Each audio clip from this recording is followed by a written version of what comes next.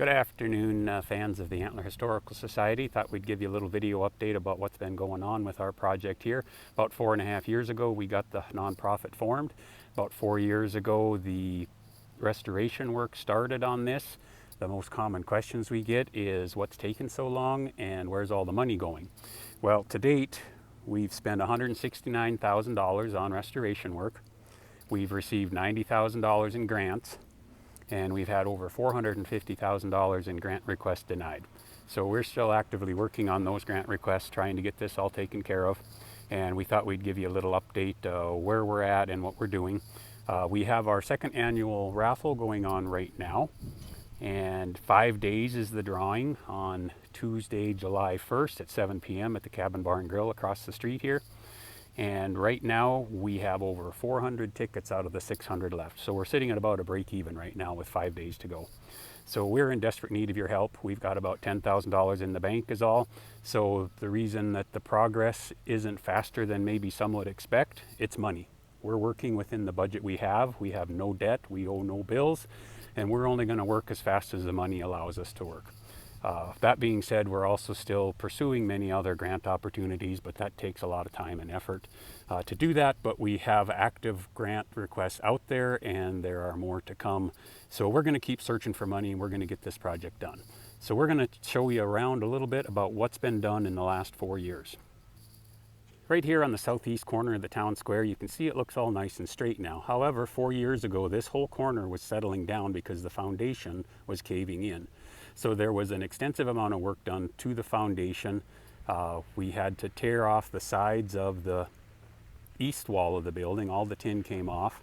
And then half of the south wall tin came off because there was a lot of rot in behind that. So all that had to be repaired. And that took a lot of time, a lot of effort to get that done. And as you can see, there's still some forms along the foundation here where some repairs were made last fall on that. As well, as you can see, we do have power here now. The overhead line used to come in on the other side of the building. Otter Tail came in and they trenched in from the power line across the street here, put in a whole new service for us. We have our own transformer there. SRT came in across this other side of the square and trenched in fiber optics for us. Why do we need internet? Security. We're going to have burglar alarms, smoke alarms, security cameras, what have you, to make sure this building is safe and secure. Also, Otter Tail wanted to move the power pole and the light, the street light, from the southwest corner over here to the southeast corner. And in order to accomplish that, we had to get rid of the cottonwood tree that was rotten, not very many years left. So that was torn out by Shane Phelan, thanks to him. And there were also a few other volunteer trees that just grew up here on the corners. And we tore those out as well because they're in the way for our planned sidewalks. And Dean Phelan came in with his backhoe and he pulled down the old garage that was built on this side. You can see where the paint is different there on this side of the building. And then Shane came in and tore out the concrete pad when he was in here with his excavator. So thanks to Dean and Shane for their time. That saved us a lot of money, so we're greatly appreciative of that. We also had the air conditioning installed. North Central Electric's been here working on the rewiring the entire building and putting in ductwork so that we can have this building heated and cooled. So we'll proceed on and I'll show you some more of the work that's been done. Here on the north side of the building, there's been a new door installed, also some foundation work, some leveling. You can see we still got some timbers there. The old stairway was torn down too that went up to the door on the east side on the second floor. And here we are in the basement of the building, and you can see there's been new cement work done down here, a lot of it. And there's been a lot of big new forms poured down here to shore up the building where it was sagging down. A lot of work here on the east wall to make that so it's not going to sag again. And this was a lot of the work all done by Roger Heath and the crew at Range Roofing. And this building should not have an issue with sagging again with these big cement piers down here. And the building will be shored up by that as time goes on. Here on the south side of the building, there's also been a new door installed and new lighting to floodlight the building once the repairs are all done. And right now we're Also fundraising for all new windows in this building. We've had an estimate of $100,000 just for the windows themselves. You can make a donation, $4,000, and you can have up to 4 names on a window, or a $1,000 donation will get you an individual name on the window if you'd like to have a memorial or something like that for people that you know. And the windows are going to take some time to raise that kind of money for that. The reason the windows are so expensive is we are doing an historic restoration, so we have to follow certain guidelines to make this building look as close to original as we can.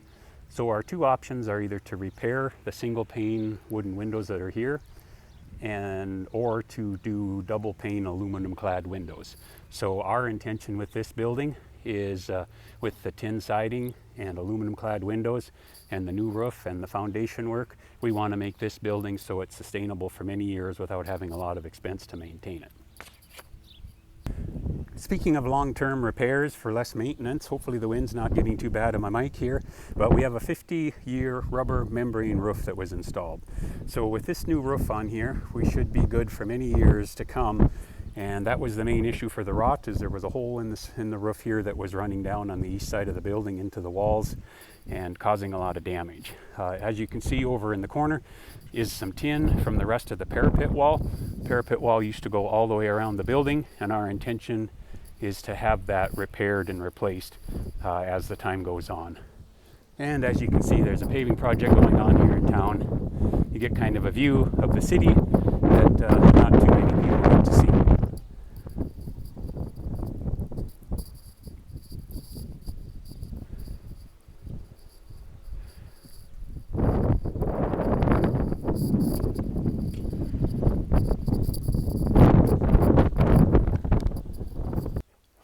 We're now on the 2nd floor of the State Bank of Antler building, and as you can see, the entire upstairs has been sheetrocked. That was completed last winter, and progress came a long ways on this part of the building. All these rooms up here have been sheetrocked and a lot of work done to straighten and repair. There was some rot on this side of the building as well in sections that had to be repaired. So we're making good progress as far as this goes, and the downstairs is still needing to be completed as far as insulation and the sheetrock goes.